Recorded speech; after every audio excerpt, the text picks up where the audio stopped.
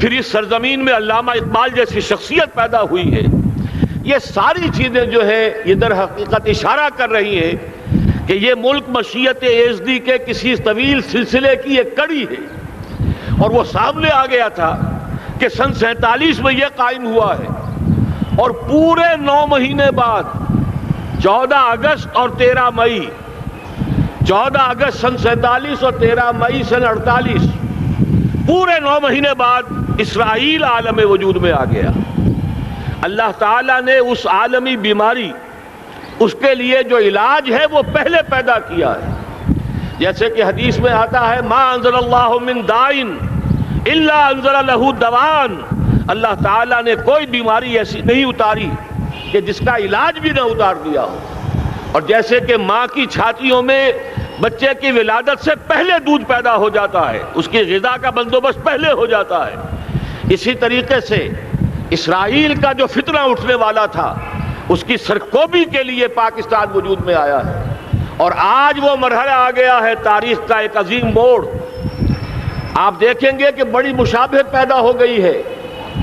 ایک طرف بظاہر امریکہ کی مرضی کے خلاف اسرائیلی وزیر اعظم نتن یاہو وہ بڑا ایک غرور کا اور بڑے تکبر کا مظاہرہ کر رہا ہے، اور وہ پورا پیس پروسیس جس پر نہ معلوم کتنا وقت صرف ہوا تھا، کتنی محنتیں ہوئی تھیں، کتنے راؤنڈز آف ٹاکس ہوئے تھے، کبھی واشنگٹن میں ہوئے ہیں، کبھی اوسلو طرز کا کوئی معاہدہ ہوا ہے، کبھی پھر اور اس کے بعد پیشی ہوئی تھی میڈرڈ کے اندر بھی، لیکن وہ سارا پیس پروسیس جو ہے اس کی دھجیاں کر رہا ہے.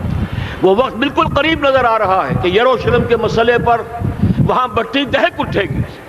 اور احادیث نبویہ میں جو خبریں دی گئی ہیں کتاب الملاحم کی احادیث میں معلوم ہوتا ہے کہ اب اس کا آغاز ہونے والا ہے. نتن یاہو کو امریکہ کے خلاف جانے کا اصل میں حوصلہ کیوں پڑ رہا ہے؟ اس لیے کہ اسے معلوم ہے کہ فرنگ کی رگیں جہاں پنجہ یہود میں ہے، چاہے کلنٹن ہو یا کلنٹن کا باپ ہو، یہودی لابی وہاں کی اتنی مضبوط ہے، کانگریس میں اور سینٹ میں ان کا اتنا اثر ہے کہ کوئی بھی وہاں شخص بڑے سے بڑا طاقتور اور بڑے سے بڑا اختیارات کا حامل اسرائیل کی مرضی کے خلاف نہیں جا سکتا. یہی معاملہ یہاں نظر آ رہا ہے. بظاہر تو ناراضگی کا اظہار ہوا ہے، لیکن یہ بات اب تو کھلتی چلی جا رہی ہے. حقیقت یہ ہے کہ یہود اور ہنود کا بڑا گہرا لنک قائم ہو چکا ہے، اور یہ بھٹیاں اب دونوں طرف دہکیں گی. میں اس سے پہلے بارہا کہہ چکا ہوں، ملت اسلامیہ تقریباً 150 کروڑ افراد پر مشتمل ہے، لیکن اس میں سے تقریباً 20 کروڑ عرب ہیں. ان کو اللہ نے خصوصی فضیلت دی تھی.